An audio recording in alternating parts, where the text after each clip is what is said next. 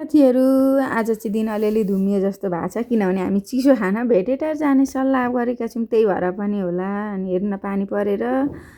पैनी भरिएको छ अनि हामी रेडी भएर लाग्यौँ भेटेटारतिर यति हतार भयो कि हिँड्ने बेलामा फोटो पनि खिच्न पाइएन अनि छोरो कस्तो भयो तिमीलाई आज मजा तर फोटो चाहिँ खिचेन घरमा कति हतार भएको थियो नि घरबाट हिँड्ने बेलामा अनि भाइले फेरि झगडा गरेर फेरि अर्कोमा माइजू आमाहरूको भाइ आएर नमानेर अनि भाइ सफारीमा चढेपछि हामी आएको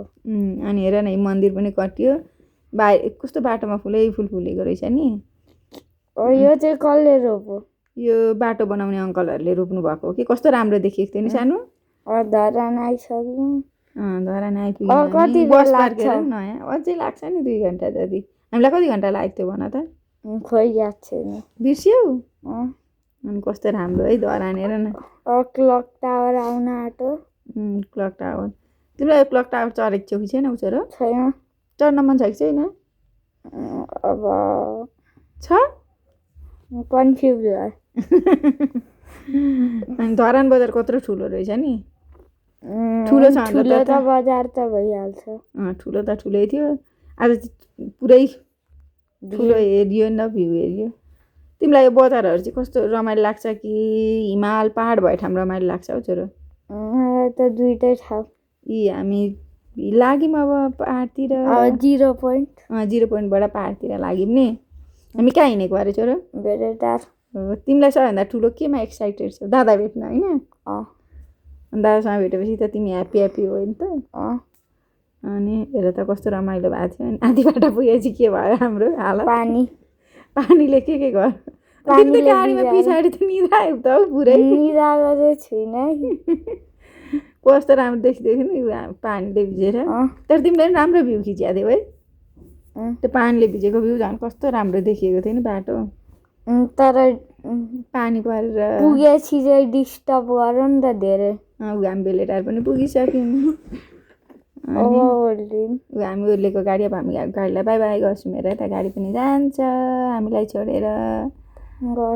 गयो अब हामी एकछिन भेटेटार बस्छौँ चिसो भयो नि मौसम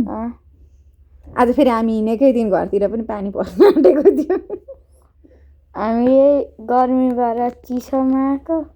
घरमै चिसो भयो त्यही पनि हामी हिँड्यौँ हाम्रो प्लान त बिगारिनौँ नि त अब हामी कहाँ लाग्यौँ डुल्ने नि हो नि त प्लान त अब हामी कहाँ लाग्यौँ हामी पार्कतिर के पार्क अरे सानो पार्क त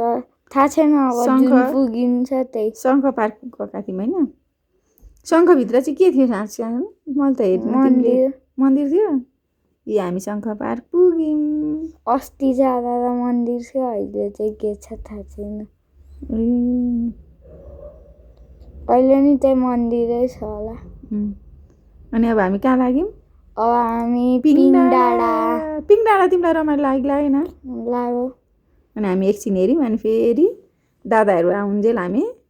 पर्ख्यौँ अनि तल झरेर एकछिन बस्यौँ दादाहरूलाई आउन टाइम लाग्यो नि किन टाइम लाउनु भएको होला दादाहरूले अनि हामी तल चढ्यौँ अनि फेरि ओर्ल्यौँ तल माथि चढेर फेरि ओर्ल्यौँ हामी 2 चोटि ओर्दर गऱ्यौँ गलेर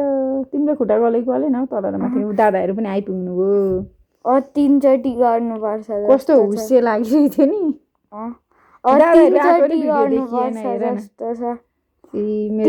आइपुग्नु भयो म पछाडि लुक्न गएको भान्जो पिङ डाँडा कस्तो लाग्यो हजुरलाई धेरै रमाइलो थियो मैले पिङ खेल्ने रहर चाहिँ कसको अरे मेरो दाजुभाइलाई नै रमाइलो भयो होइन अनि भाइमा आएर न फेरि भाइ डराउँछ भनेको डराएन नि म यहाँ उत्रिने कस्तो गाह्रो भएको थियो हो जुराफ भिजेर सिक त्यहाँ माथिबाट अनि यो होटल कस्तो लाग्यो थियो भान्जो हामीले चिया कफी खाएको होटल राम्रो थियो डेकोरेसन धेरै राम्रो थियो सबै डेकोरेसन मन पर्यो फेरि माथि डोको छ माथि डोको अनि त्यो यस्तो चुच्चो राम्रो थियो राम्रो लाग्यो हिमालहरू जस्तो